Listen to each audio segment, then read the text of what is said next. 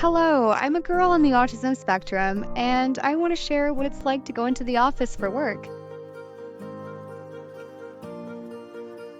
The day before, I can barely focus on anything. My mind keeps racing, thinking about the challenges I'll face the next day. The night before is especially difficult. I feel anxious and overwhelmed, unsure of what to do. Even simple tasks like packing my things or preparing my clothes leave me feeling paralyzed.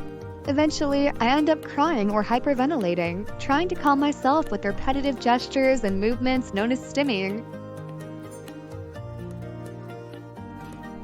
When I finally manage to pull myself together, I'm so exhausted that I collapse into bed. But restful sleep doesn't come easily. I wake up frequently, often battling insomnia. If I dream, it's usually a nightmare. I'm trapped somewhere, unable to escape. These dreams leave me waking up terrified. When my alarm rings, I begin my morning routine. Thankfully, I have a list of steps I follow, one I created with my therapist during calmer times. This list is essential. Without it, I'd struggle even more. Once I'm ready, I leave home and walk to meet my ride. The drive to the office takes about 40 minutes with other people in the car. They chat, but I usually just listen. I often don't know what to say, and I prefer to stay quiet unless they touch on one of my special interests. In those moments, I have to remind myself not to dominate the conversation, a skill I've worked hard on in therapy.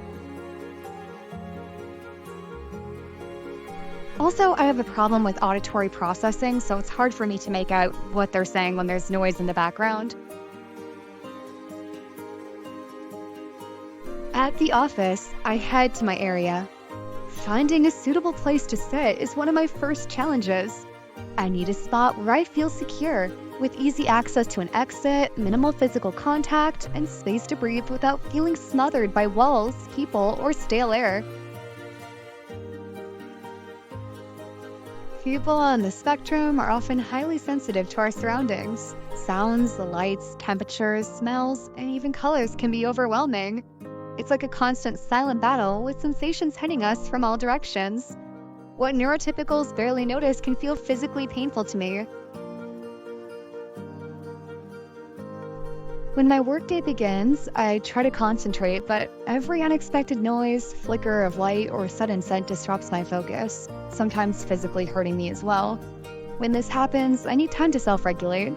If I were at home, I could stim or use echolalia repeating sounds or words to calm myself. But in the office, I have to suppress these instincts. I stay still, forcing myself to appear normal, even when my body is screaming to move or when my mind is crying out for relief. Lunch is another ordeal. The cafeteria is noisy and crowded, full of clinking dishes, chattering voices, and people brushing past me. I want to run and hide, but I've learned to mask my distress and pretend I'm okay. People say I need little support, but moments like these, I know just how much I struggle. Sometimes I can't even find my way to a table in the chaos. The afternoon mirrors the morning, except now I'm even more drained. Yet, I push through, holding back my frustration when the air conditioning is turned off or when the relentless buzzing of the building's ventilation system becomes unbearable. Finally, the day ends.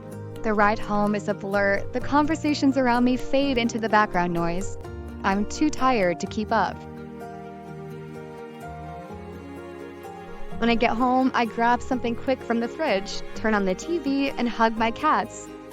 Slowly, I start to sway, a comforting, instinctive motion that helps me self-regulate. It lasts a long time, but it's necessary for me to feel calm again. I go to bed late, knowing the next day will be hard.